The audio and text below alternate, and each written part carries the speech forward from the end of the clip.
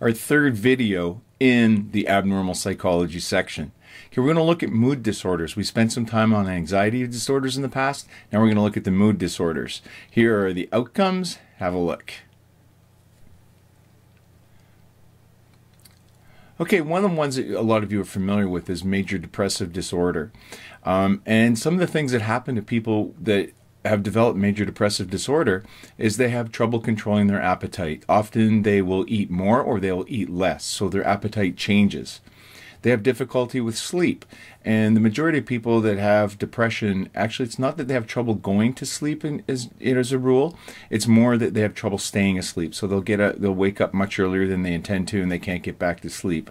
They exhibit low energy, they have low self-esteem. They have difficulty concentrating and making decisions. We see this, in adolescence and stuff at school. People that get B's or A's, all of a sudden they're not achieving what they used to, and that's often a warning sign. The biggest thing is there's feelings of hopelessness that the person has.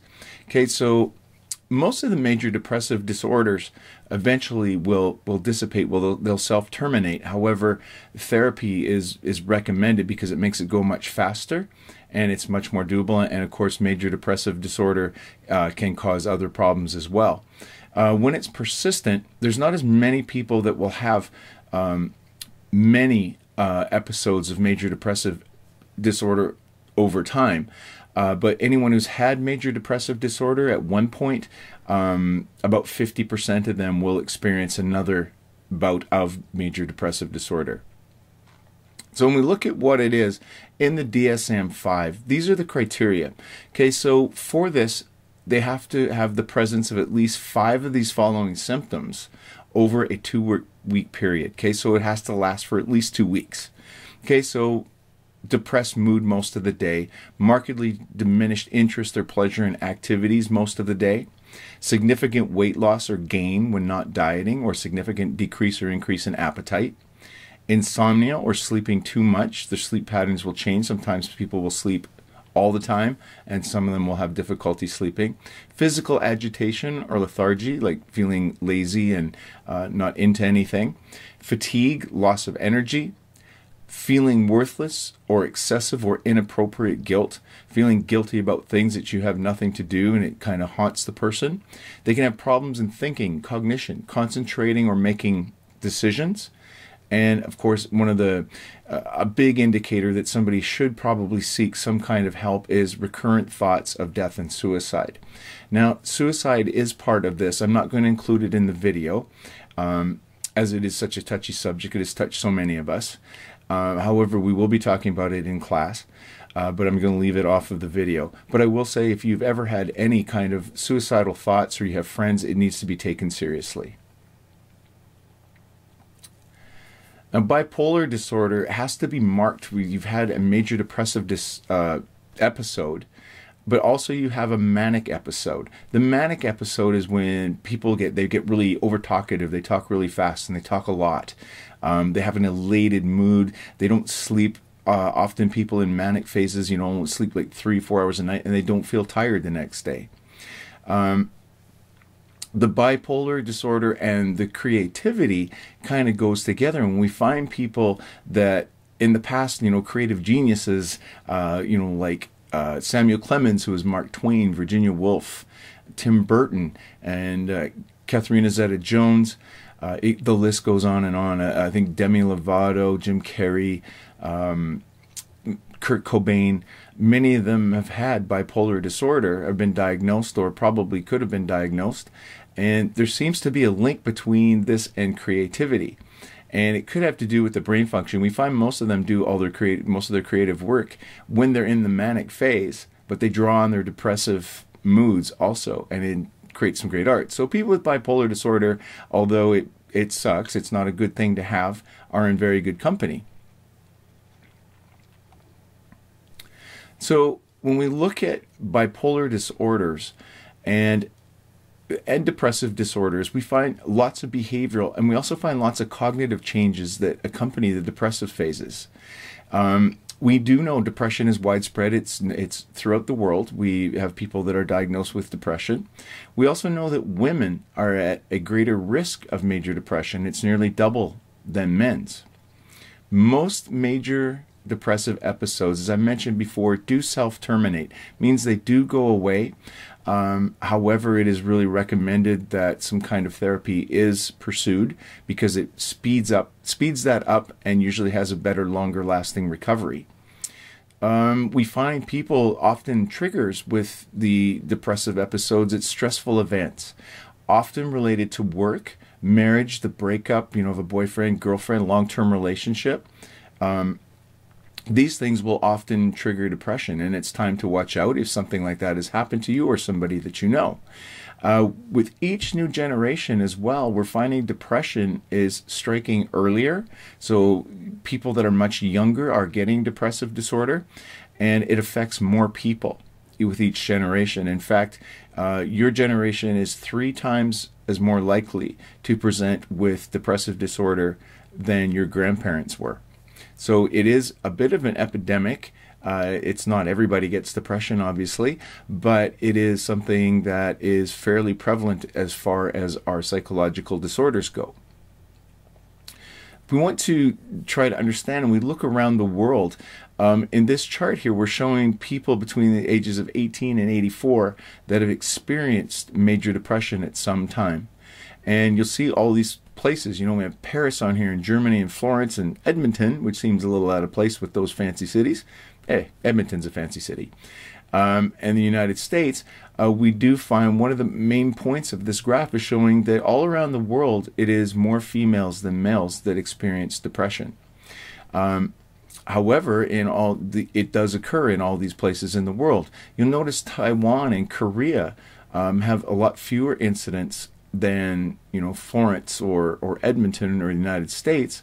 Why do you think that might be? Could it be because it's a collectivist culture and perhaps there's less stress on the individual?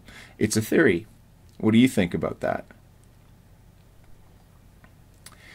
We can look biologically at the influences that cause this, and we do know that mood disorders run in families. There is a heritability. It's estimated at about 36% is the heritability factor. You remember, heritability is the explanation of differences amongst the population. We do find that there is a high rate among identical twins, and it's less of a rate when it's fraternal twins. Remember, the identical twins share the same genetics.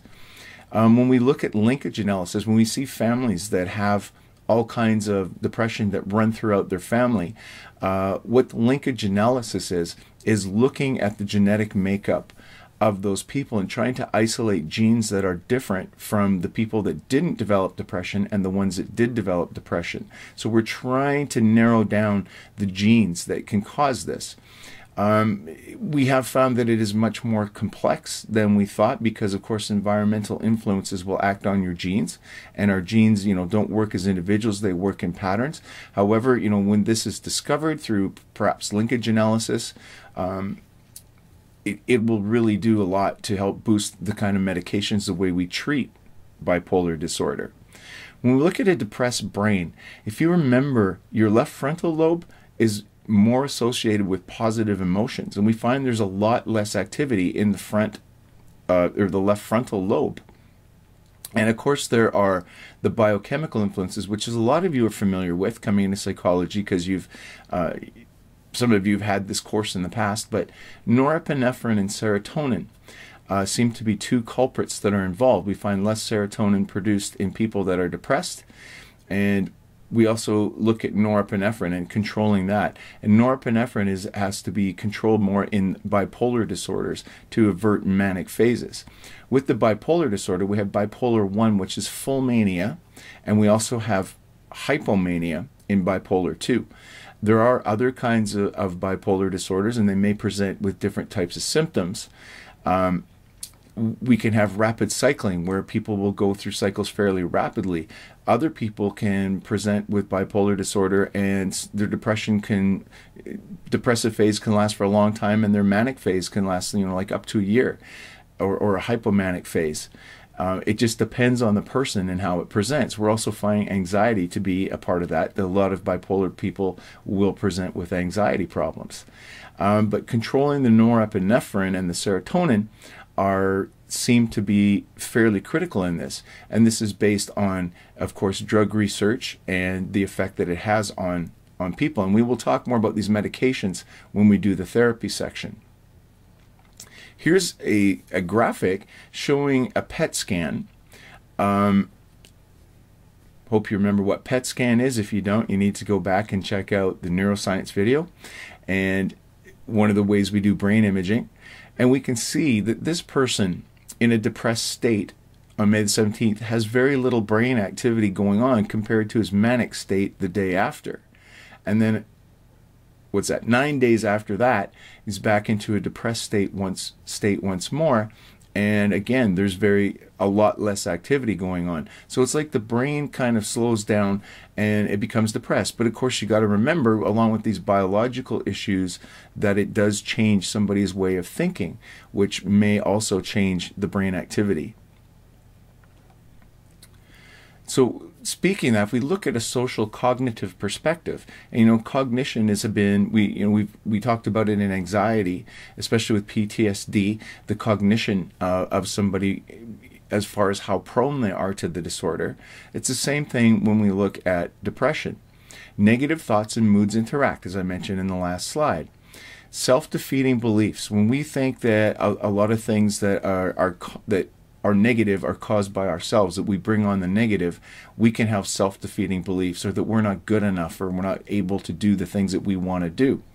Dogs and people develop learned helplessness, and it can cause a depressive state. Learned helplessness, if you remember from the learning chapter, is the idea that so many bad things happen that we just kind of give up on it, and we just accept that things are going to be bad. Which leads to rumination. Rumination is when we look at a problem and we focus on that problem.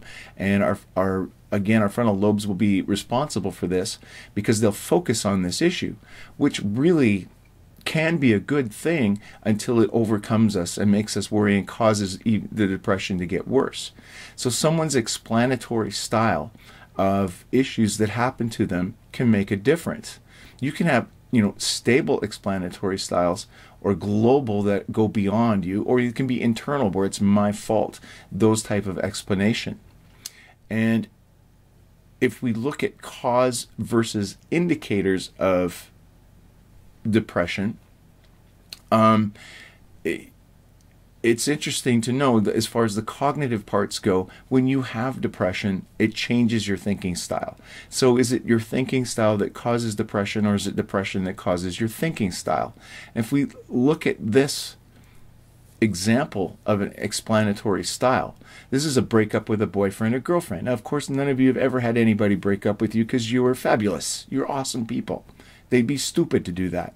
But if we have a negative explanatory style, that is stable, meaning I'll never get over this. This is going to last forever. This is horrible. Okay? Or if it's global, without my boyfriend, girlfriend, I can't seem to do anything right. So you're like generalizing it to the rest of your life. Or it was all my fault. You're using an internal explanation.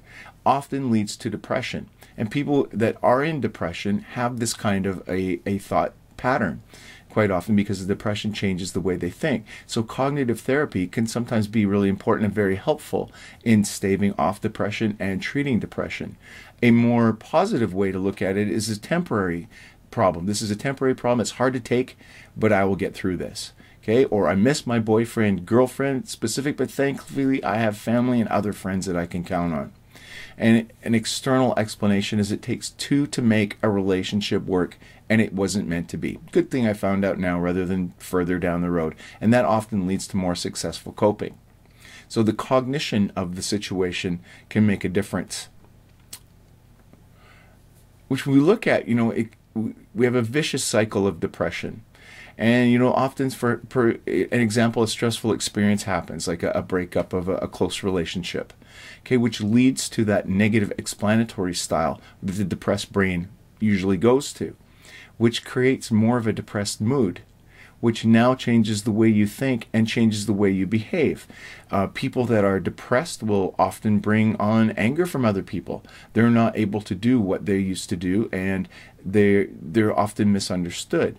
which creates more stressful experiences, which creates more negative explanatory style, more depressed mood, more cognitive and behavioral changes. The nice thing is if we can break that cycle somewhere, we can often terminate that depressive episode. So we're going to make this a short one just on mood disorders. And again, suicide is, part of it is, which is obviously the worst outcome. We're not going to talk about it on the video in specifics, but it's just something, suicidal ideation needs to be taken seriously. Whether it's a friend or whether it's yourself, it needs to be dealt with. You need to get help from somebody that knows what they're doing. Okay, so let's look after each other, and we'll see you guys next time in class. Bye for now.